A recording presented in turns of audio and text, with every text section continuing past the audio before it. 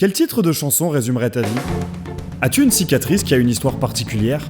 Quelle est la célébrité que tu aurais aimé rencontrer ? Quel serait le voyage de tes rêves ? Est-ce que tu as déjà dû faire un choix qui a totalement changé ta vie ? À quelle chose imaginaire croyais-tu quand tu étais enfant ? Aléatoire, c'est le podcast qui laisse le choix au hasard et où personne ne sait quelle sera la prochaine question. Dans chaque épisode, j'échange avec une personne, qu'elle soit artiste, humoriste, militante ou homologue du monde du podcast, qu'elle soit déjà célèbre ou qu'elle gagne à être connue, en lui posant 20 questions piochées au hasard. Je suis Jacques et vous écoutez Aléatoire.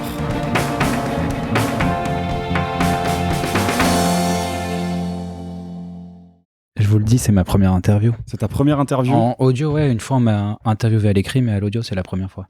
Et bah du coup, chers auditeurs et auditrices d'Aléatoire, je suis très heureux de vous retrouver pour la première interview audio, la première fois qu'on va entendre la douce voix d'un...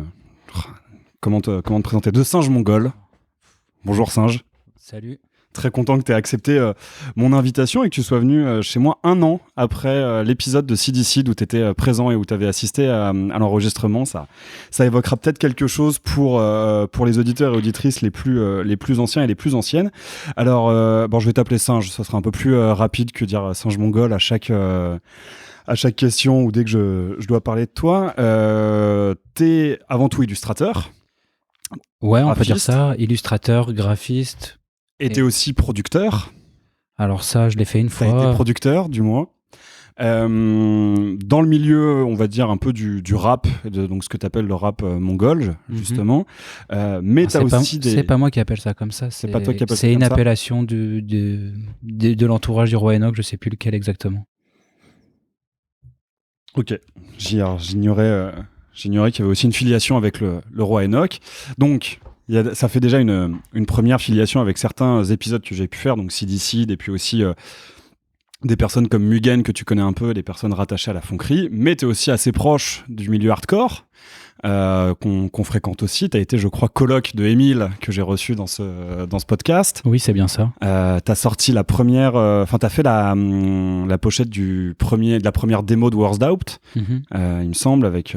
C'était la deuxième démo. La deuxième ? Ça s'appelait Promo 17. C'est ça, ouais, avec la Nike Air. Ouais, c'est ça. Donc, je te propose qu'on commence par revenir un peu sur ton parcours. Tu préfères commencer par ton rapport à la musique ou par ton travail en tant qu'illustrateur ? Je voulais aussi dire que je faisais des bandes dessinées qui, pour moi, encore différentes de l'illustration. Ok. Qui est de la narration séquentielle avec des images. Ok, ouais. Et je dirais qu'en fait, mon rapport à la musique ou à n'importe quoi, tout commence d'abord par la bande dessinée, où c'est en gros mon premier lien avec un truc culturel et dans lequel j'ai voulu me plonger. Et ça remonte à l'époque où j'ai commencé à apprendre à lire. Ok. Et petit à petit, quand tu lis beaucoup un truc, t'aimerais bien le faire aussi. Et les premiers thèmes que j'ai eu, en fait, ça a été à des moments où j'écoutais de la musique et où je découvrais des scènes et où j'étais vraiment un gouffre à trucs à nourrir, tu vois, et j'enfilais tout ce qu'on me donnait, puis après j'allais chercher par moi-même par rapport à ce qui m'avait plu, et de fil en aiguille, en écoutant de la musique, j'ai commencé à rencontrer des gens qui en faisaient et à leur donner des coups de main, que ce soit des fois faire des fichiers d'exé pour une pochette, des fois juste rajouter de la typo sur une photo, enfin des services de graphiste. Et puis, de fil en aiguille, je me suis retrouvé à produire un album. C'est vraiment un coup de bol, parce que ouais, j'en aurais eu envie, j'en aurais rêvé à ce moment-là, mais je pensais pas du tout que ça se passerait de cette manière-là et que j'en serais à tel point, enfin, que j'aurais eu autant de responsabilités dedans, même si j'ai pas tout fait non plus. Et puis voilà, en fait, à un moment, je cherchais un sujet. Je trouvais pas, il venait de m'arriver ce truc-là et je m'étais dit, ça serait marrant de raconter tout ça. Ouais. Je me suis dit, c'était pas forcément commun, et puis ça arrive aussi dans une époque où les gens qui s'autoproduisent et qui percent avec Internet, c'est quelque chose qui devient de plus en plus commun, et je trouve ça cool quand ça peut être raconté en bande dessinée. Ok.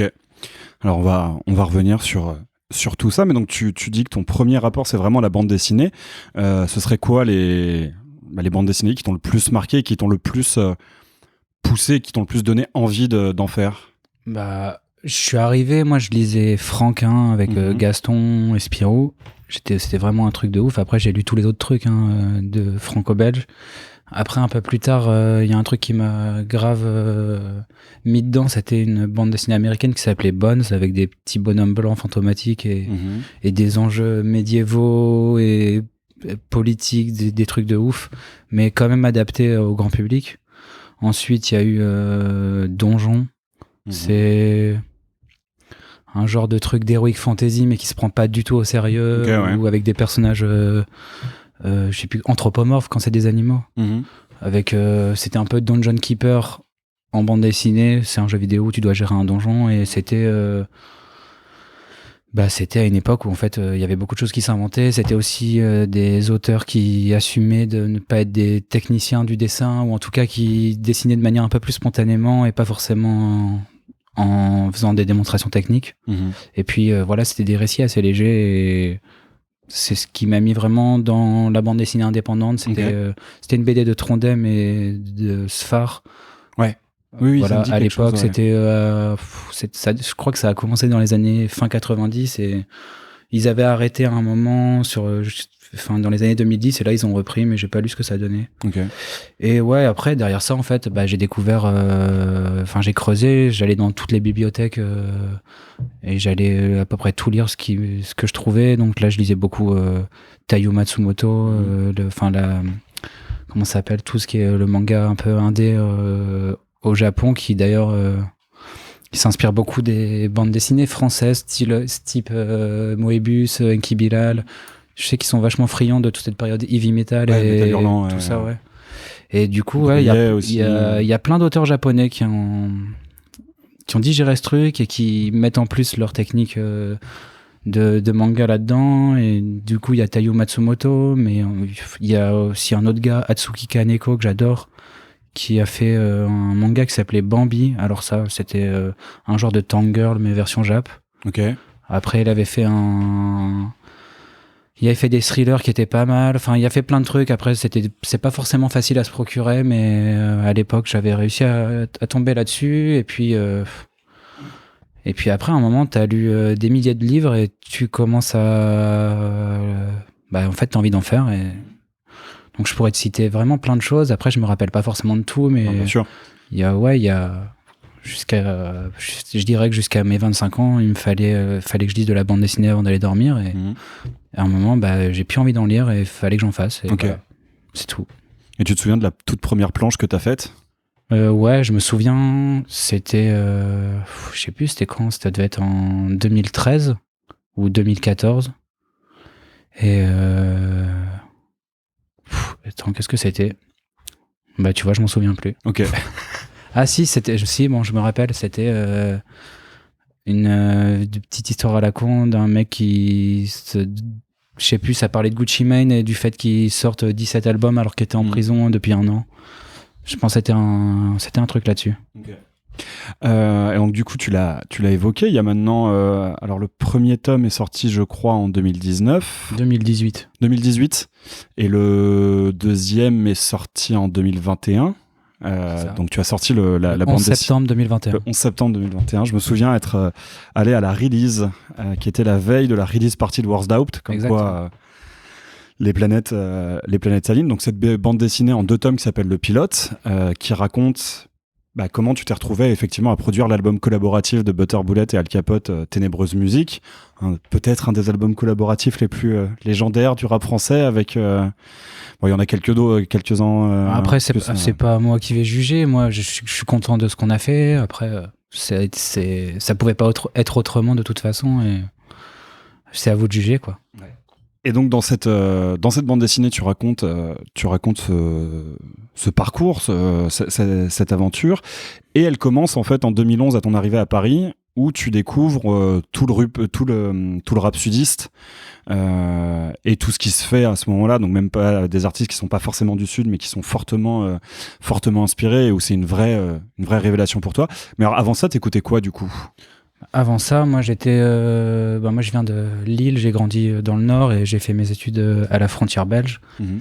Et l'entourage que j'avais de l'époque, on était plutôt vieux reggae, punk anglais, des trucs comme ça, quoi. Et il y a eu un peu de punk californien plus jeune, mais c'était surtout la culture punk anglaise qui nous, enfin que ce soit la Oi, les trucs un peu plus skinhead reggae, tout ça. J'étais vraiment dans ce truc-là. Et puis arrivé à Paris, en fait, bah ouais, Paris, il y a beaucoup de gens qui écoutent du rap. En tout cas, les gens que j'ai croisés au début, c'était des mordus de ça. Ils m'ont fait écouter. Enfin, à l'époque, il y avait ce qu'on appelle maintenant, je sais pas si c'est bien, mais c'est la blog era, au moment où il y avait plein de mixtapes distribués gratuitement sur Internet. Ouais. Et bah, c'était bien parce que du coup, tu avais une bibliothèque légale, gratuite, à disposition pour n'importe qui voulait s'y intéresser. C'était classé. Franchement, bah, c'était vraiment très dense et tout. Et j'avais vraiment envie de témoigner de ce moment où on était tous sur Internet à écouter les mêmes trucs. Et franchement, c'était bien fédérateur. C'était cool. Ok.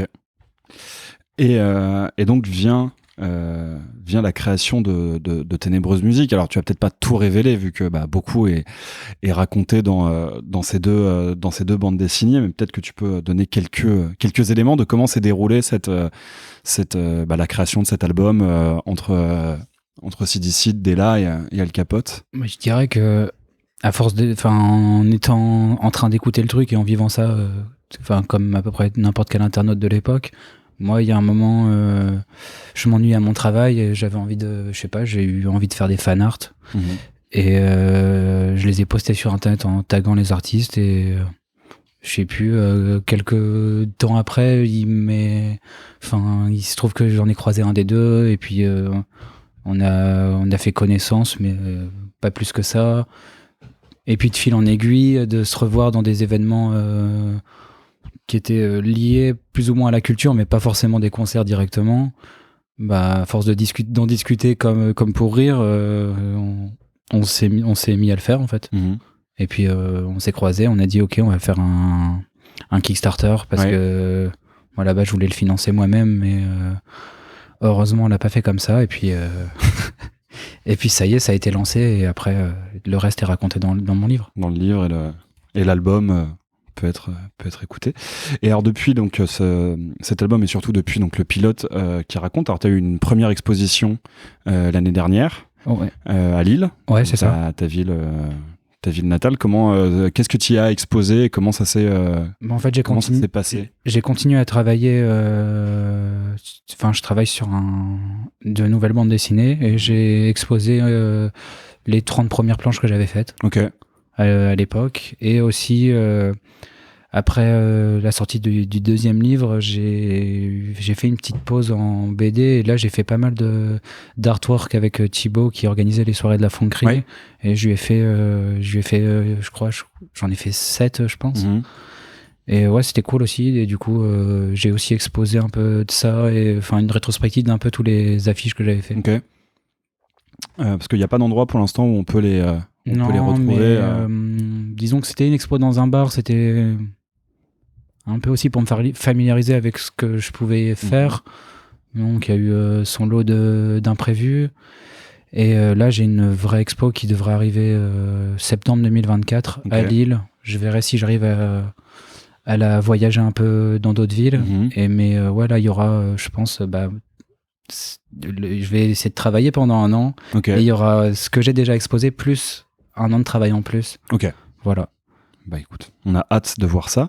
Je ne sais pas si tu as des choses à ajouter à ta présentation avant de passer aux questions de la boîte. Non, pas vraiment. Non, on verra ce qui sort avec... Ouais, on verra bien. Question.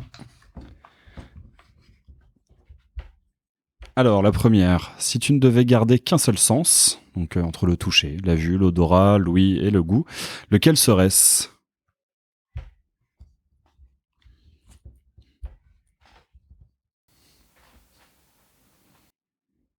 Je pense que je garderai la vue. Ouais, je sais pas, je sais pas pour tout le monde, mais je crois que je suis plutôt quelqu'un de visuel. Et Ah ouais, putain, t'imagines, tu peux plus rien regarder. C'est après il n'est pas dit que la question ne dit pas que ça doit être agréable. Hein, Ouais, bien sûr, hein, mais ouais, non, je pense que je choisirais la vue. Ouais. Pour ne serait-ce que pour continuer à dessiner. Ouais, bah non, je pourrais plus toucher. Bah, est-ce que le toucher, c'est la capacité de Ouais, non, toucher ou c'est la sensation? C'est la capacité de sentir. Non, t'as raison, ça a un sens. Bah non, la vue, ouais, je garde ça. Ouais.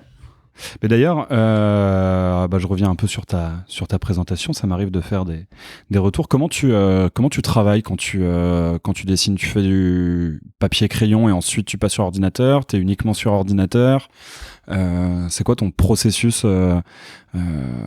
créatif, par exemple pour la bande dessinée, pour le pilote? Ça dépend des fois. Il y a des fois, ça me vient sur du papier où je fais des dessins vraiment éclatés sur plein de petits bouts de papier ou un truc concentré. Puis je scanne et j'encre sur ordinateur ou sur tablette.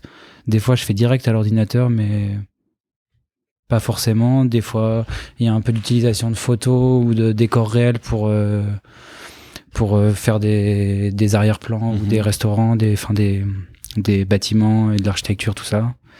Des fois, je me prends en photo moi-même en train de faire des poses. Des fois, j'y arrive. J'ai pas vraiment un processus très établi, mais j'essaye quand même que le tout fonctionne ensemble pour que on n'ait pas l'impression de lire le travail de différents dessinateurs. Ok. Alors, seconde question. On se doute que Singe Mongol n'est pas ton vrai nom et prénom. Tu n'as pas été baptisé comme ça à la maternité. Donc, si tu pouvais choisir un autre nom de scène, lequel choisirais-tu? Je sais pas, moi, j'ai un nom de famille qui ressemble au mot rafale en anglais, qui se dit Riffles. Et du coup, je pense que je prendrais mon vrai prénom et je mettrais Riffles derrière. Ok. C'est impactant. Ouais. Effectivement, très trap comme je sais pas, nom d'artiste. On aime bien les mitraillettes quand on est des petits garçons, quoi. Aussi. Tu peux te téléporter à n'importe quelle époque pour assister à un événement passé. Lequel? Je retourne au début des bitcoins et je mets, je sais pas, moi je crois que si je mets genre juste 5 € à ce moment-là, j'ai déjà beaucoup d'argent aujourd'hui, mais donc je mettrais plus. Ah ouais, effectivement. Comme ça, bah, je suis bien, quoi. Mais alors, je sais pas si la question entend que tu peux dépenser de l'argent. Ouais, impacter sur la chose, vu que c'est assister à un événement passé. Donc, est-ce que assister au début du Bitcoin est vraiment... Ah ouais, non, ça, c'était juste les années 2000, quoi. Ah oui, un truc auquel j'aurais pu assister. Franchement, j'en sais rien, mais... Ouais, je sais pas. Franchement, je sais pas du tout. Il n'y a pas des concerts que t'as pas pu voir, qui sont légendaires, auxquels tu te dirais, si je pouvais... Non, j'aurais pas voulu voir Gorgoroth en Pologne. C'est pas forcément à ça. Non, mais j'aurais pas eu envie de le voir de toute façon. Et non, je sais pas. Il y a forcément des trucs de ouf qu'on aurait eu envie de voir et tout comme ça, mais après, je suis plutôt satisfait de ce que j'ai vu ou de ce que ce que j'ai eu l'occasion de voir. Mais c'est vrai que c'est difficile de s'imaginer comment ça peut être. Mais vas-y, au pif, j'aurais peut-être aimé voir être là pendant la sortie de films légendaires que j'ai adoré, tu vois, mais tu vois, genre des trucs. Mais j'en sais rien, franchement, j'en sais rien. Moi, je suis bien dans mon temps, en fait. Hein.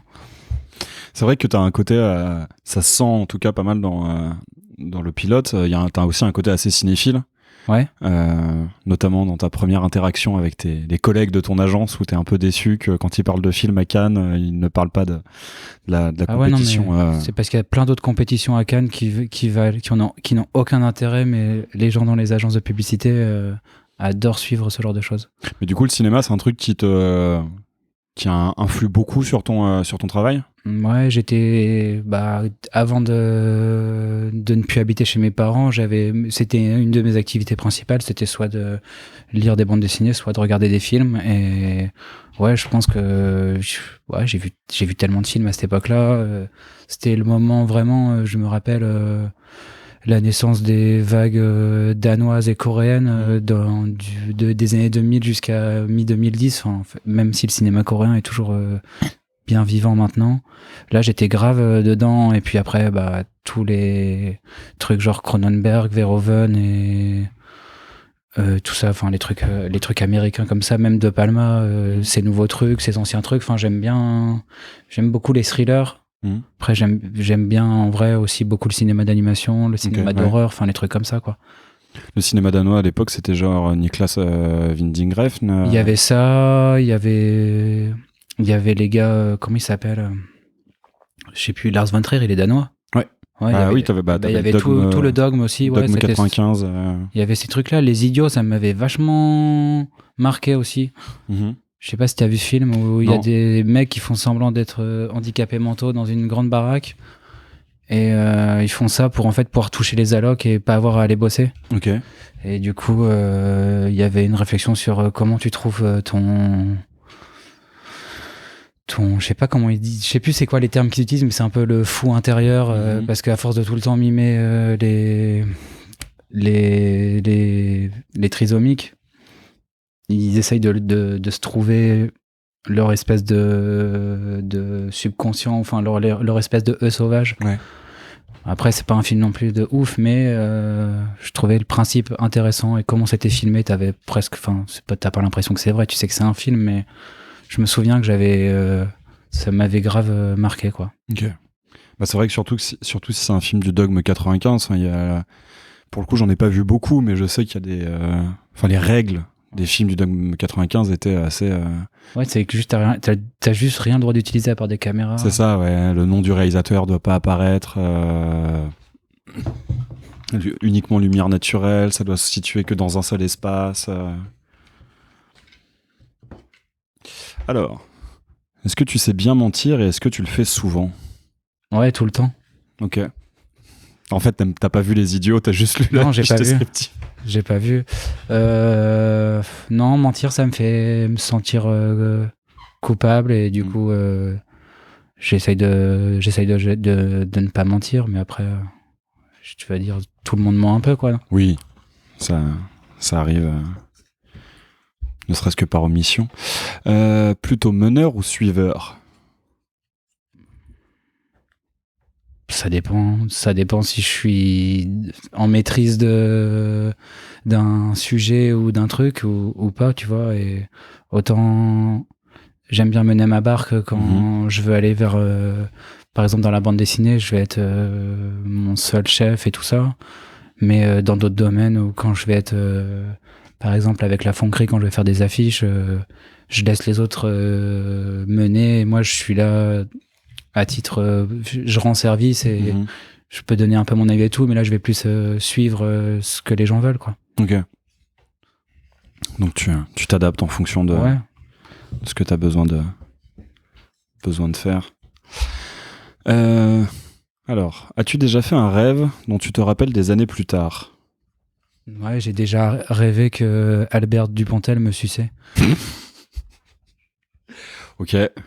Et voilà, c'est tout. Je sais pas. Est-ce que tu as cherché à connaître la signification de ce rêve ? Je me rappelle jamais de mes rêves. Ouais. Ça arrive une fois tous les 6 mois, je me rappelle d'un truc, et c'est pas. Il m'est pas arrivé beaucoup de trucs de ouf. Je pense que j'aimerais bien avoir Albert Dupontel sur le podcast, donc je pense que je vais essayer de le séduire en lui envoyant cet extrait. Disant, est-ce que tu veux Je sais pas, peut-être ça va le faire rire. Hein. Est-ce que tu veux un droit de réponse Peut-être que c'est vrai, peut-être que c'est faux. Peut-être que c'est vrai, peut-être que c'est faux, peut-être que tu mens. Comme ouais. Oui, vas-y. Je disais, ouais, je mens tout le temps.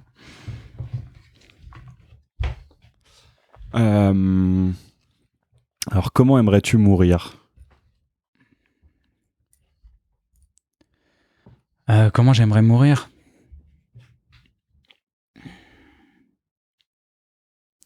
Je sais pas, en assassinant quelqu'un que tout le monde déteste. Ok, pas mal. Je sais pas, genre vraiment un gars que tout le monde déteste, genre, je sais pas, je vais pas dire les noms, parce qu'après on va penser que on va penser que je vais préméditer un truc, mais ouais, je sais pas, un truc comme ça, ou sinon, je sais pas, moi, Comme comment il s'appelait le président là? Kennedy? Non, Félix Faure. Ah oui, oui. Comme ça. Qui est mort dans les bras de sa maîtresse. Ouais. Enfin, pas forcément dans les bras d'une maîtresse, mais genre mourir. Dans un orgasme. Ouais, voilà. Ouais, c'est pas mal. C'est un peu moins violent que la première option. Je pense. C'est un peu plus. Ça demande un peu moins de préparation aussi. Si on peut choisir, faut choisir un truc. Enfin, en tout cas, moi, je choisirais soit un truc un peu. Tu vois, comme un combat, tu vois, ou alors comme une extase. Je pense que je vais appeler l'épisode Mourir dans un combat ou dans une extase. Oh non, s'il vous plaît. Alors je crois que Sidi était tombé sur cette question. Que penses-tu de la manière dont tu as été élevé? Chrétienne. Chrétienne? Chrétienne Cassos. Ok. J'avoue qu'on me l'a jamais sorti. Celle-là, tu viens d'un milieu très très croyant et très. Je viens pas d'un milieu très croyant, mais je viens d'un milieu où les gens, je dirais que de par leur éducation, étaient dans les institutions religieuses, mais sans non plus, j'allais pas à l'église tous les dimanches. Et voilà, c'était pas. Enfin, c'est une éducation un peu, je dirais, qui est donnée. Il y a rien de ouf, il y avait rien de dur. Et mais voilà, enfin, je veux dire, c'est pas non plus. En fait, c'est juste, ça a juste donné envie de transgresser. Enfin, pas forcément tout de suite, tu vois. C'est juste, tu comprends que c'est pour ton bien et tout, mais ça t'enferme quand même dans une espèce de sobriété et d'humilité, qui est pas forcément quelque chose de nul. Mais c'est vrai que des fois, quand t'as aperçu d'autres types de morale ou d'éducation ou d'autres types de gens que ce vers quoi on t'a laissé, ça réveille la curiosité, quoi. Mais du coup, t'allais au catéchisme, t'as fait tes communions et tout. J'ai fait des trucs comme ça, ouais. Et t'en gardes des souvenirs, bons et mauvais? Bah, je sais pas, moi j'étais avec des gars de mon quartier, on était plus là pour se marrer qu'autre chose, quoi. J'ai pas eu l'impression de me faire matraquer par des idées. Ok. Ouais, t'as pas non plus l'impression. Enfin, en tout cas, j'ai pas l'impression qu'on m'imposait quelque chose. Ouais. Et de t'être échappé d'un truc. Non, pas du tout. Si tu pouvais changer quelque chose à ton caractère, que changerais-tu? Bah, je sais pas, je me mettrais plus de combativité. Ah ouais? Tu trouves que t'es pas assez. On se trouve jamais assez fort, je pense. On a tout le temps envie d'aller plus loin. Oui, mais t'as l'impression que c'est un truc qui a pu te freiner et qui a pu te faire louper soit des occasions, soit des... Non, c'est juste qu'il y a des fois, t'as envie de te mettre au travail et t'as beau avoir envie, tu te mets pas au travail et voilà, c'est tout. Ouais. J'aimerais que à chaque fois que j'en ai envie, ça se fasse, mais bon. T'aimerais te mettre plus facilement au travail. Les choses se font pas toutes seules et ça demande de l'entraînement, voilà, c'est tout. Mais ouais, j'aimerais être en mode grave déter tout le temps. Mais voilà, je suis atteint de flemme comme vous, quoi. J'aime bien que tu t'adresses à tout le monde. Ou alors que tu as décidé de passer au vouvoiement, ce qui serait surprenant. Non, je parlais à tout le monde, enfin, toutes les oreilles qui veulent bien se pencher là-dessus. Mais tu trouves que la flemme est un truc très prégnant chez toi? Non, pas spécialement. Je pense que je suis un être humain fabriqué comme les autres. Bah justement, tu as des gens qui ont très tendance à se laisser tomber dans la flemme. Je pense, moi, par exemple, un peu, et d'autres qui connaissent pas du tout ce... Oh, je pense que tout le monde a la flemme. Hein. Ouais. Ça dépend dans quel domaine, mais tout le monde l'a, quoi. À voir. Aimerais-tu savoir quelque chose sur ta vie future?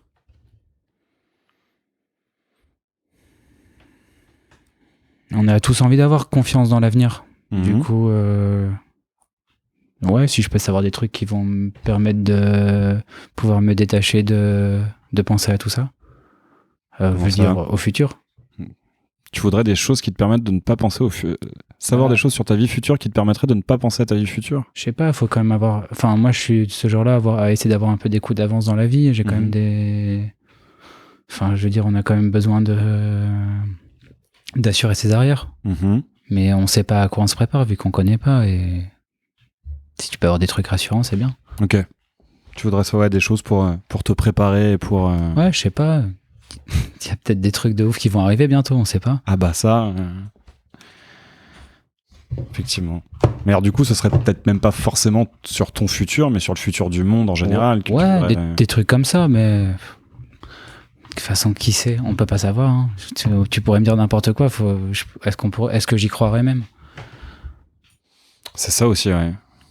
Ça dépend qui te Parce dit. qu'à partir du moment où tu me dis un truc qui va se passer dans ma vie, peut-être que le fait de le savoir va l'annuler, tu vois. Il y a ça aussi comme question. Est-ce que tu sais la chose et tu peux absolument, tu peux rien faire pour la modifier, ou est-ce que tu sais la chose et si t'en ressens le besoin, tu peux les histoires avec des voyages dans le temps, c'est toujours nul. Tu trouves? Il y a aucune œuvre avec le. Non, c'est juste que. Pas retour vers le futur. À force de tout le temps. Enfin, non, si tu théorises juste le truc, tu peux pas le faire. Non, ça c'est sûr. Il y aurait trop de changements, laisse tomber. C'est sûr que en tout cas, c'est des films avec le plus d'incohérences. Ouais, c'est sûr. Mais c'est bien pour l'imaginaire. Est-ce qu'il y a un reproche que l'on te fait souvent?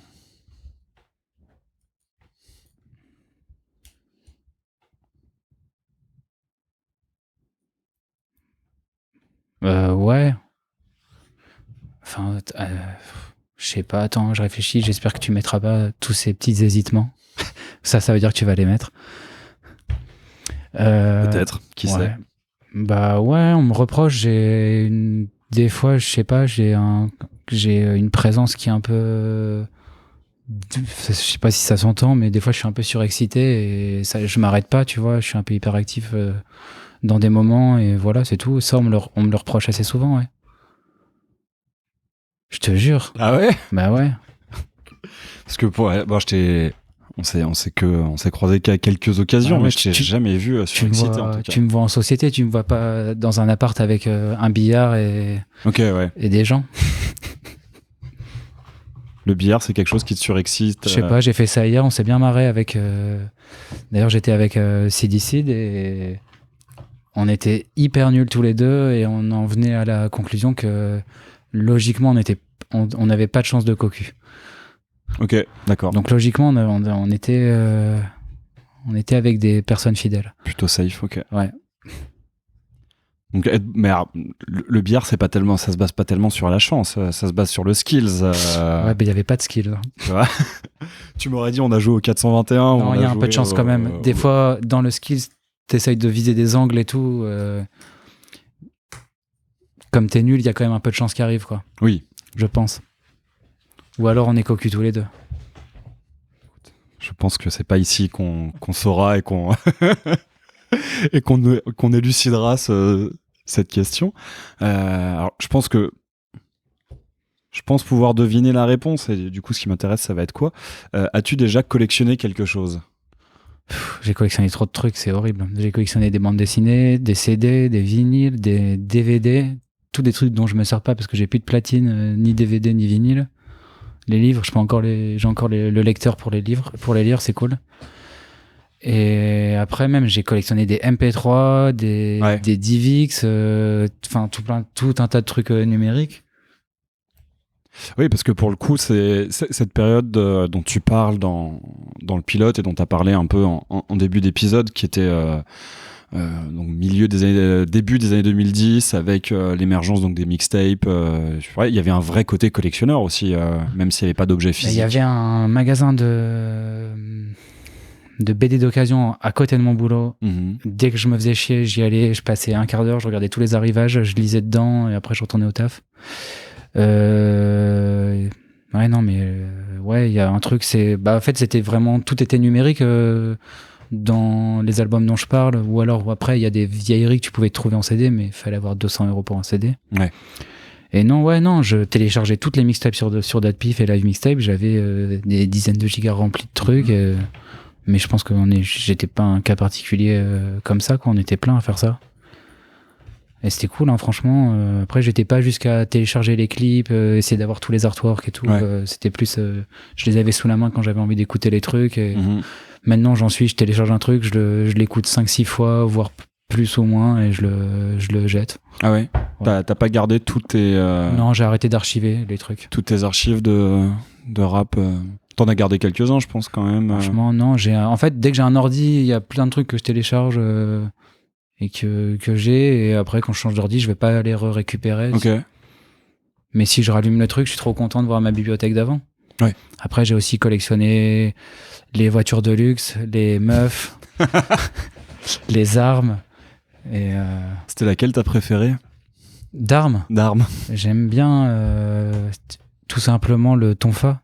Je sais pas, je trouve qu'il y a. Enfin, attends, c'est Tu sais, l'espèce de thé là que les flics ils avaient avant. Ah ouais, la matraque. Ouais, on appelait ça une matraque avant, on savait pas que ça s'appelait comme ça. Ouais, le truc en thé là, j'aime bien. Ok, oui, je vois. Ça a l'air d'être aussi autant défensif que agressif, c'est cool. Ouais, effectivement. Tu pouvais jouer dans GTA San Andreas d'ailleurs. Je pense, ouais, ça doit être dans pas mal de jeux. Ouais. Et notre ami CDC est aussi un gros collectionneur de sap. Et toi, t'as un très beau t-shirt aujourd'hui, No Limit. C'est un truc que tu collectionnes aussi, les sap ou... Non, moi je suis en galère. D'ailleurs, si vous avez des vêtements à me donner, je suis preneur.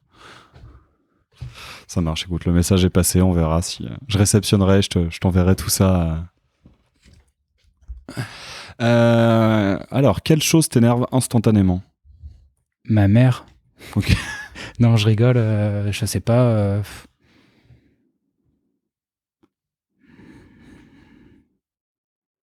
Je sais pas, farmer dans un RPG. Ok. Ouais, ça je déteste. Est-ce que tu peux expliciter ce que c'est que farmer dans un RPG pour les gens qui ne sauraient pas forcément ce que c'est? Quand tu joues aux jeux vidéo, il y a un genre de jeu où des fois tu dois pas jouer, tu dois juste faire la même chose en boucle pendant un certain nombre de cycles pour pouvoir continuer à avancer dans une narration ou autre chose. Et je déteste faire des trucs pour rien comme ça. Je trouve que c'est un peu... Et en même temps, t'aimes beaucoup les RPG? Non, pas spécialement, mais bon, des fois, dans un souci de diversification de ce que tu fais, tu passes par différentes choses. C'est quoi le dernier RPG auquel t'as joué, du coup? C'est Persona 3. Ok.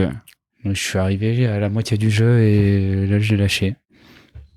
Je sais pas, c'est intéressant. Et t'es un gros joueur?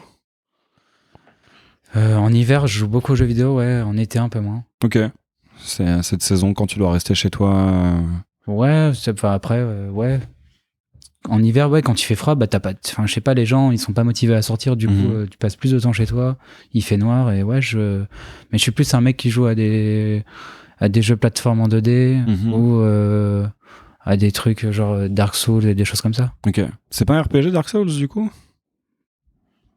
Ouais, c'est un peu Donjons et Dragons, mais ouais, c'est un RPG. Après, il y a pas de, enfin, je veux dire, il y a pas ce côté tour par tour et tout, tu vois. Ouais. C'est quand même basé sur. Enfin, il y a quand même une partie de réflexe et tout ça. C'est pas juste des tableaux Excel à comprendre. Ouais. Mais il y a pas de, je veux dire, il y a pas de phase de farm justement dans les Dark Souls. J'y ai jamais joué parce que. Si tu peux en faire, mais ça n'est pas obligatoire. Ok, d'accord. Et donc toi, tu ne l'en fais pas dans Dark Souls? Si, j'en fais. Quelle innovation technologique aimerais-tu voir inventée? Putain, je sais pas, une machine qui dessine à ma place. On va me dire, ouais, il y a les intelligences artificielles qui font ça et tout. Bon, j'ai hâte de voir des IA reproduire le style de singe mongol. Ouais, je sais pas si ça reproduit vraiment le style, mais je pense que ça reste un truc hyper instancié et que ça peut faire des choses et tout, mais j'en sais rien, moi, si je pouvais utiliser ça pour rajouter dans un processus ou quoi que ce soit, ouais, ça pourrait être intéressant. Ok. Mais après, du coup, c'est déjà là. Ouais, c'est déjà là, mais ah ouais, il faudrait un nouveau truc. Il faudrait une technologie qui me permette de comprendre ces trucs-là et que je puisse l'utiliser de la manière dont j'ai besoin. Ça serait bien. Parce qu'il y a des parties du processus créatif que tu aimerais éliminer? Non, pas spécialement, c'est juste... Enfin, je sais pas comment expliquer, c'est juste... S'il y a moyen de... Comme je te dis, moi, j'ai un objectif, c'est faire des bandes dessinées. C'est pas non plus, peu importe la méthode, faut que j'y arrive, mais Si je peux prendre un max de raccourcis pour y aller plus rapidement, ouais, j'aime bien. Hein. Je suis assez impatient. Ok. Vas-tu souvent parler aux inconnus?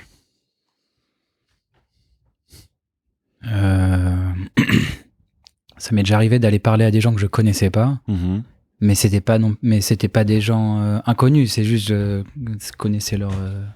je connaissais leur travail ou des choses comme ça, et je me suis adressé à eux. Est-ce qu'on peut dire que c'est aller parler aux inconnus? Bonne question. Je saurais pas trop te répondre. Mais d'ailleurs, c'est un peu comme ça que tu as rencontré Sidi, non? Bah, du coup, c'était pas un inconnu vu que je savais qui il était avant d'aller lui parler. Donc, ouais, non, je parle pas aux gens que je connais pas. Enfin.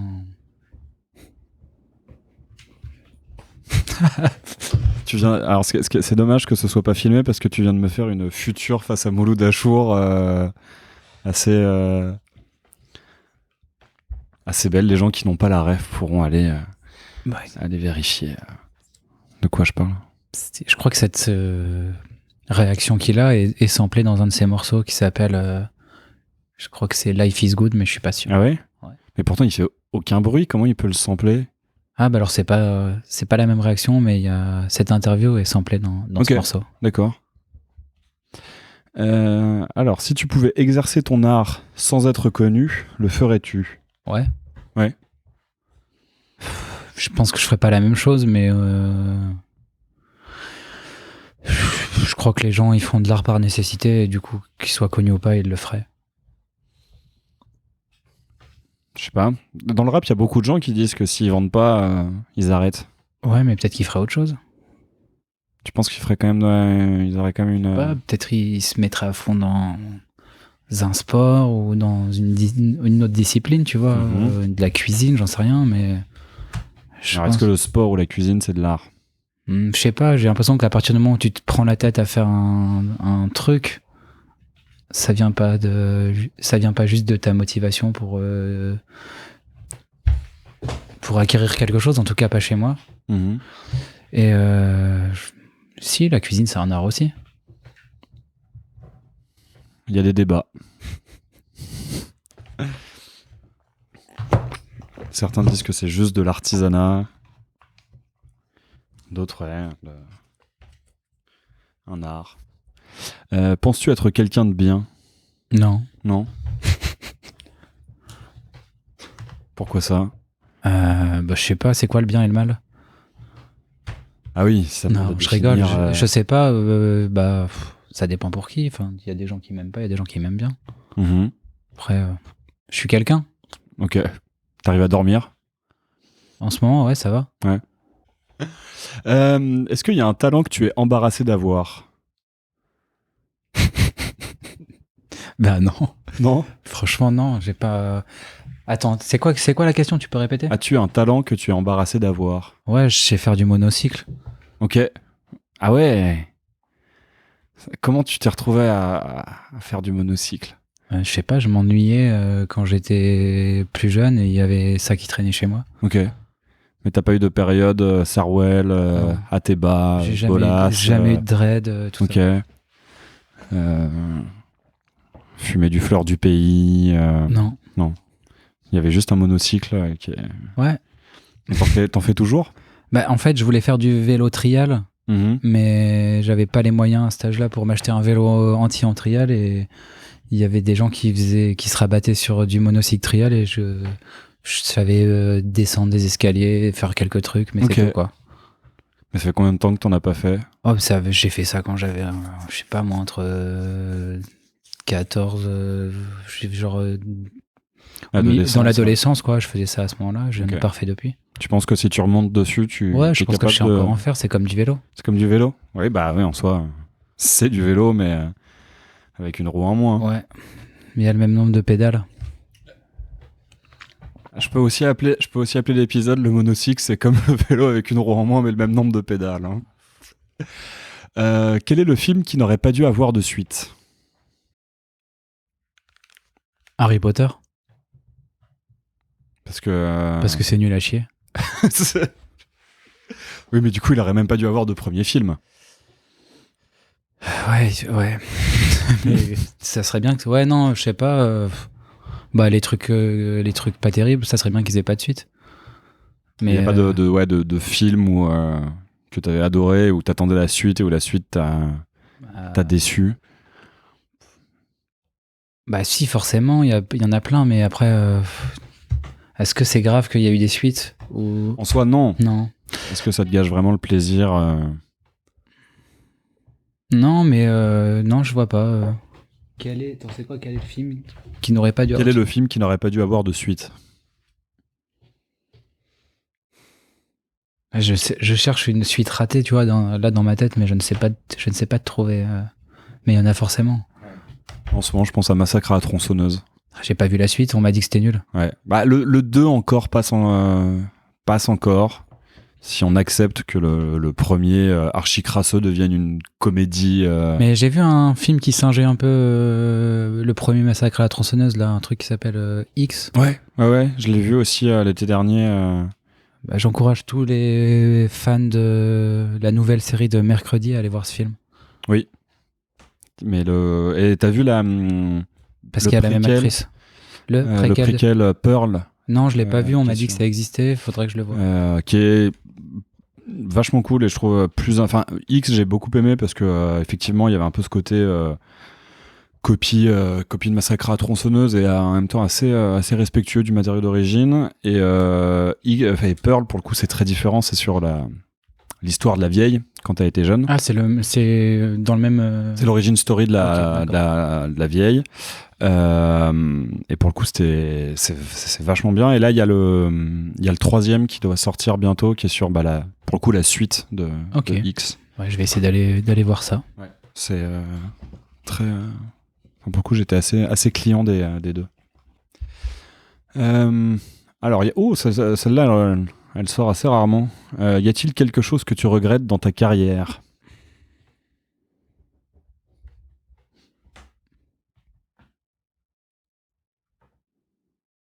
J'ai pas le temps pour les regrets. Ok. Très belle façon de répondre. Si tu pouvais rajouter une matière enseignée à l'école, laquelle serait-ce? La psychologie. La psychologie? Ouais, dès la maternelle. Ok. Mais dans le but que les gamins... dans le but que les gens ils se regardent un peu de l'extérieur, qu'ils s'apprennent comment ils fonctionnent et qu'ils soient pas des gens traumatisés et inaptes à vivre ensemble plus tard. Et tu penses que ça prendrait quelle forme? Alors ça, je laisse ça à l'éducation nationale et aux gens qui gèrent ça, quoi. Aux professionnels de la profession. Ouais, voilà, moi j'y connais rien. Mais ouais, un truc pour que les gens se connaissent un peu mieux. Qui savent que les émotions ça existe, que c'est une réaction à des choses et tout ça. Quel type d'art te plaît le plus et quel type d'art te plaît le moins? Ce qui me plaît le plus, c'est les trucs naïfs et spontanés. Et ce qui me plaît le moins, c'est les méga démonstrations techniques. Ok. T'aurais des exemples pour chacun de... les trucs naïfs et spontanés... je sais pas, genre, tu sais, des films de Bill Plimpton, ce genre de trucs, ou des bandes dessinées comme Prison Pit.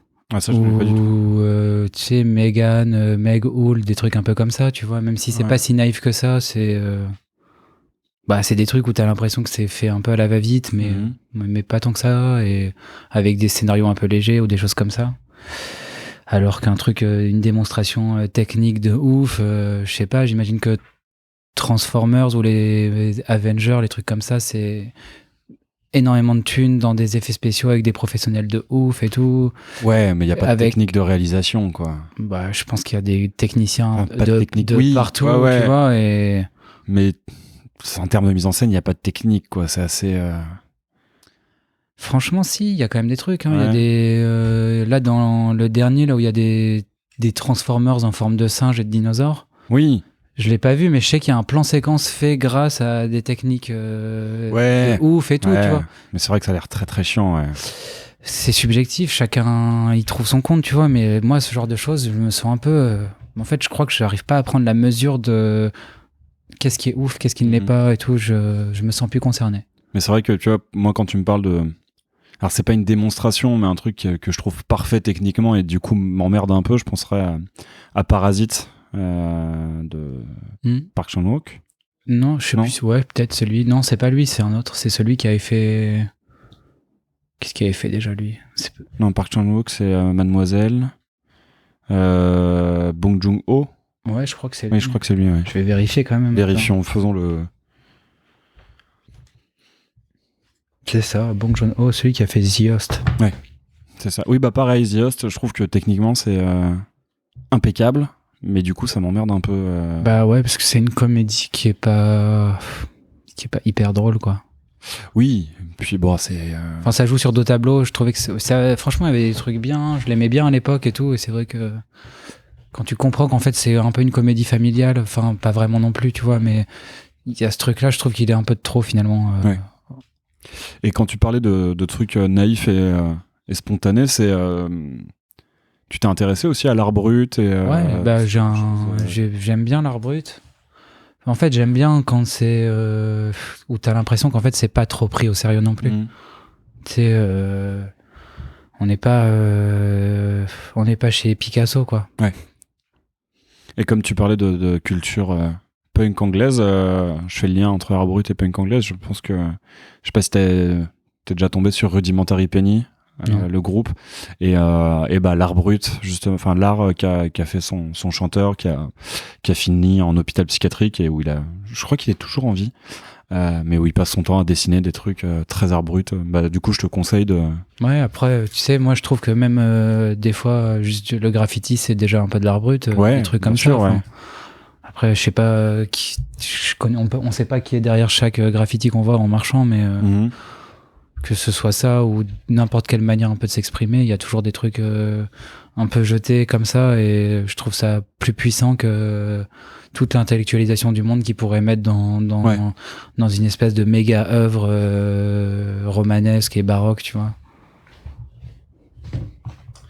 Et alors, c'est déjà la dernière que je tire. Ok.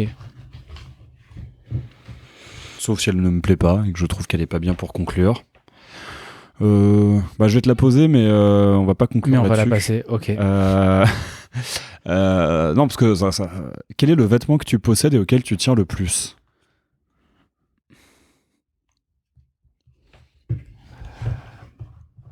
Je sais pas, j'aime bien mes lunettes de vélo avec des verres qui augmentent le contraste et qui me protègent les yeux du vent. C'est des lunettes de vitesse? Ouais, c'est ça, c'est un truc comme ça. Un peu comme ce que peut porter Mathias. Ouais, des trucs, des lunettes orange. Je citerai pas de marque, je suis pas sponsorisé. Tu ne dis pas de nom de marque tant que tu n'as pas de billets. Bah écoute, on va conclure là-dessus vu qu'on a fait un test dessus avant de lancer l'enregistrement. Tu te réveilles après 100 ans de cryogénie. Quelle est la première question que tu te poses? C'est même pas que tu te poses d'ailleurs, c'est tu te réveilles après 100 ans de cryogénie. Quelle est la première question que tu poses?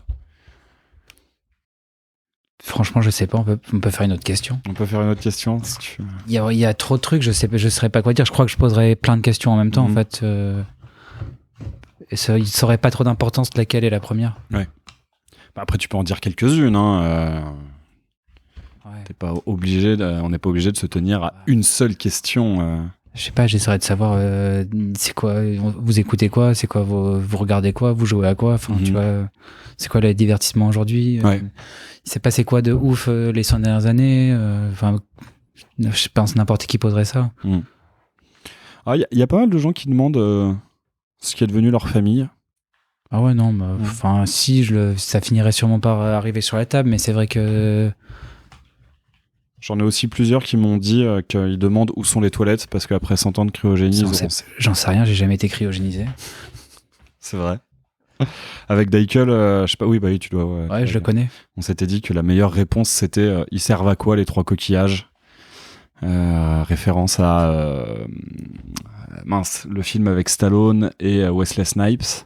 Demolition Man. Demolition Man, voilà. Alors on va conclure sur... Quelle chose immature aimes-tu bien faire?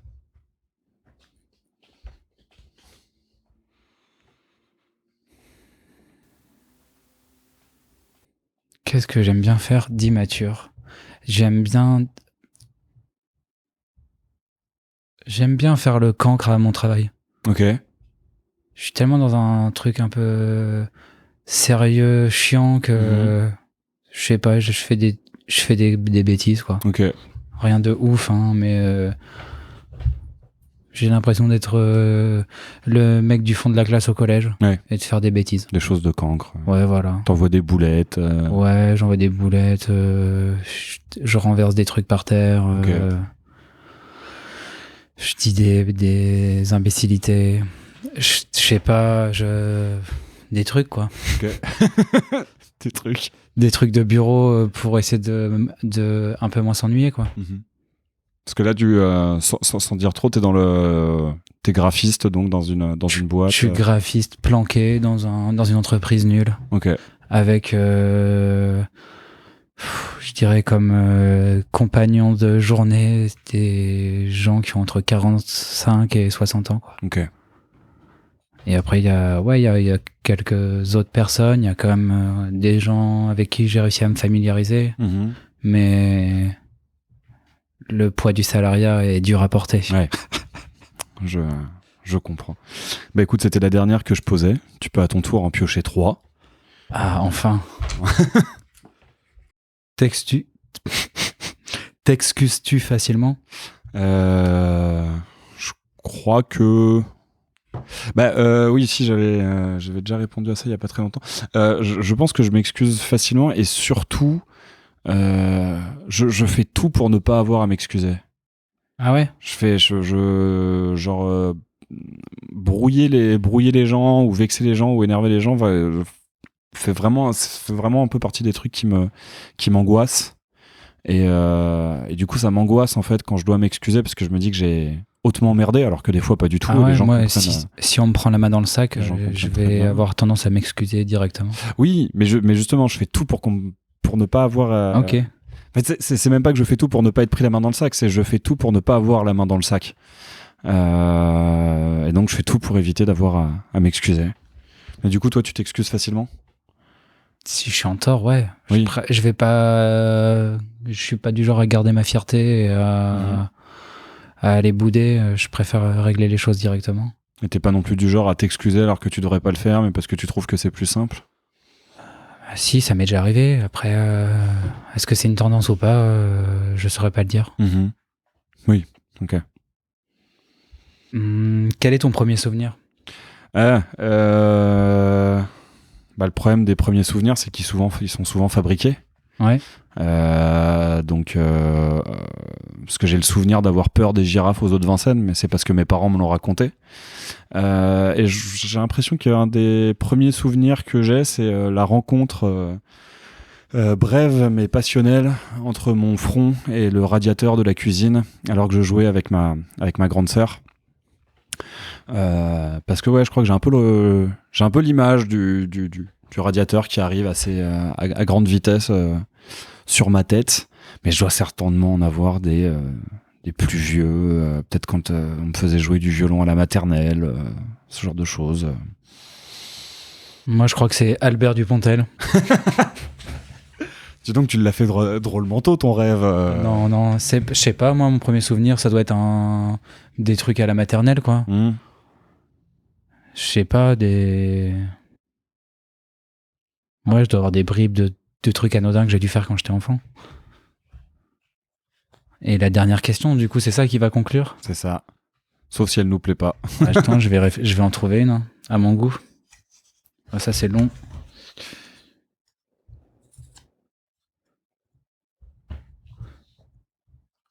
As-tu déjà prétendu être quelqu'un d'autre? Oui.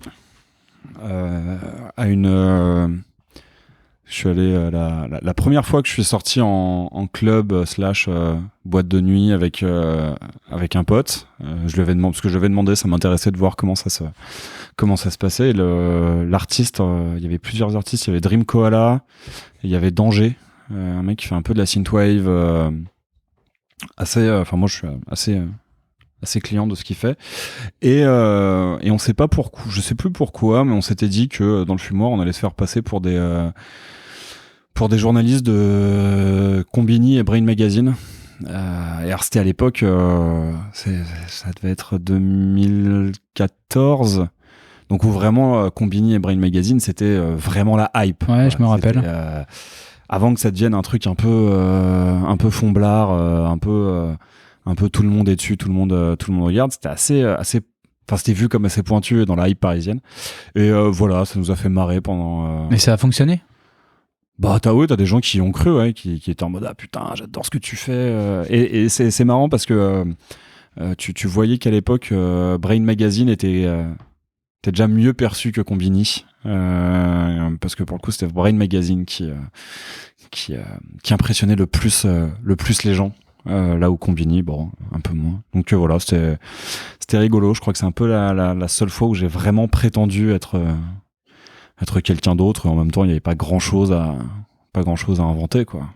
On aurait peut-être dû dire Vice et Brain Magazine, ça aurait été encore plus classe. Toi, ça t'est déjà arrivé? Ouais, mais moi par contre, je suis jamais sorti avec un masque et un slip, quoi. Oui. Mais non, je sais pas. Mais t'es déjà sorti avec un masque? Ouais, je suis déjà sorti avec un masque. Mais ouais, non, je pense. Enfin, après, ouais, j'ai déjà prétendu être quelqu'un d'autre. Enfin, tu vois, des fois, quand j'écrivais au début, c'était plus ou moins des trucs assez proches. Et puis maintenant, si je vais faire des trucs, c'est un peu plus éloigné. Puis c'est plus des personnages maintenant qu'un support pour raconter des trucs. Mais non, j'essaie d'être assez transparent dans la vie en général.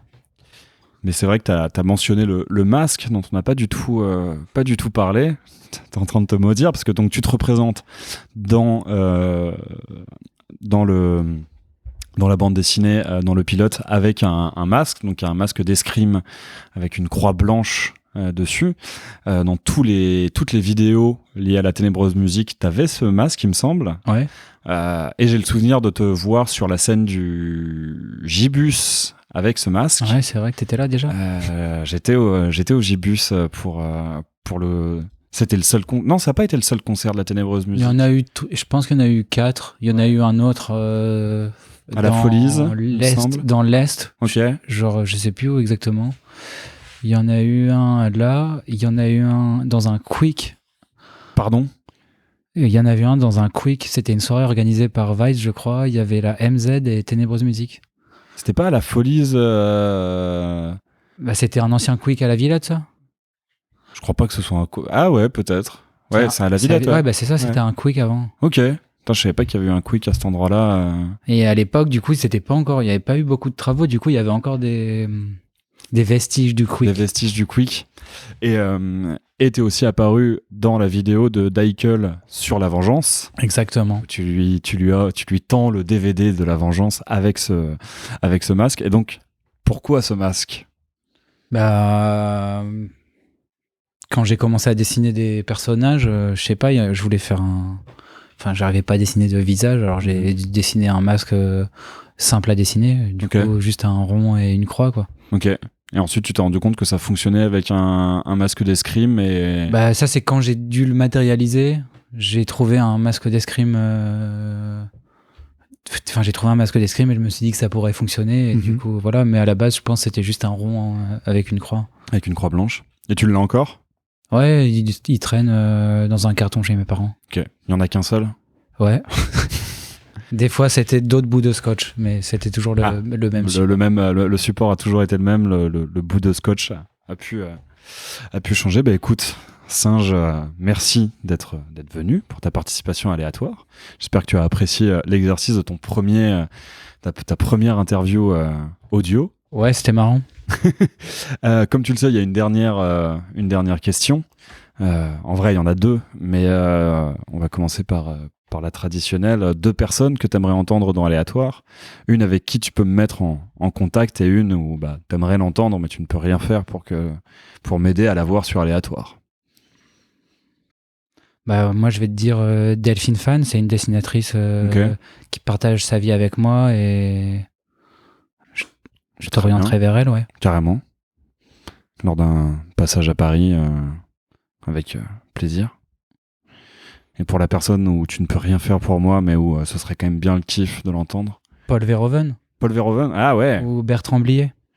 Ok, ouais. Avant qu'ils meurent, les deux, je crois qu'ils sont bientôt ils vont bientôt avoir 80 ans. Ah bah Bertrand Blier, je pense qu'il va même bientôt avoir 90. Hein. Ah ouais, déjà. Il me semble, ouais. Tu crois ? Ouais, je sais pas, c'est... Je vais vérifier. Mais je crois qu'il est assez Je sais pas, là, de tête comme ça, c'est ces deux-là. Surtout qu'on est dans les quartiers où il a fait pas mal de ses films. Ah ouais ? Ouais, il y a plein de films qui sont tournés dans des endroits qui étaient en travaux à l'époque et qui sont souvent proches banlieue nord. Ok. Putain, je savais pas de... Je sais qu'il y a il y a eu des scènes de Seul contre tous de Gaspard Noé. Du mec bizarre avec les adolescents. Ouais. Sûrement. Tu parles de Gaspard Noé ou de... Ouais, il me semble. J'en sais rien. Je suis pas calé sur le sujet. Merde. Larry Clark, ouais. Les deux sont bizarres avec les adolescents, du coup. J'avais pas entendu pour Gaspard Noé, mais je sais quoi, il y a des scènes de Seul contre tous qui ont été filmées à Lille. Et aussi à Lille. Et aussi à Lille, ouais. Grande terre de cinéma, j'imagine. Mais ouais, sinon, en reparlant de Bertrand Blier, je sais pas si ce sera le mot de la fin. Je sais que les frères Cohen, ils sont en train de faire un remake des Valseuses. Ah ouais ? Ouais, le spin-off de Big Lebowski, ça va être Enfin, tu regardes sur la fiche du film, il y a écrit scénario Bertrand Blier. Ok. Et en fait, c'est basé sur les Valseuses. Je sais pas si c'est basé sur le livre ou sur le film, mais il y a une filiation directe. Ok. Bon. Bah écoute. Je sais pas quand est-ce que ça sort. Peut-être que j'arriverai à voir Bertrand Blier et ensuite les frères Cohen. S'il est pas mort avant. Ça serait fou. Il a 84 ans. J'ai été un peu dur en disant qu'il avait... Ouais, mais c'est quand même... Il a déjà 80, quoi. Oui, mais il reste plus proche des 80 que des 90. Et bah non, le mot de la fin, du coup, c'est où est-ce qu'on peut te retrouver, suivre ton travail et savoir où et quand aura lieu l'exposition. On peut me suivre sur les réseaux. Alors, je suis sur un site qui maintenant s'appelle X. Non, il s'appelle Twitter. Il s'appelle Twitter. Ouais. Et je suis un peu sur Instagram. Après, je sais pas, moi, peut-être qu'il y a d'autres réseaux qui vont émerger, un de ces quatre, et que je serai là-dessus. Mais pour l'instant, je suis là-dessus et vous pouvez me retrouver. Enfin, vous pouvez me retrouver. En vrai, ces derniers temps, je suis pas très actif. Mais bon, quand ce sera le moment, ce sera là-dessus qu'il y aura des infos, quoi. Et en tapant Singe Mongol, on te retrouve... Je ne sais pas du tout. Faudrait que j'essaye. Très bien. Et bah, quant à vous, chers auditeurs et auditrices, vous pouvez toujours retrouver Aléatoire sur Instagram avec le @aléatoire_s. Et je vous dis au prochain épisode. Ciao. Merci d'avoir écouté Aléatoire. J'espère que cet épisode vous aura au choix ému, fait rire, appris des choses ou les trois en même temps. Si vous voulez soutenir le podcast, vous pouvez en parler autour de vous, le partager sur vos réseaux ou encore lui donner 5 étoiles sur la plateforme d'écoute de votre choix. À très vite pour une nouvelle rencontre et laissez-vous surprendre.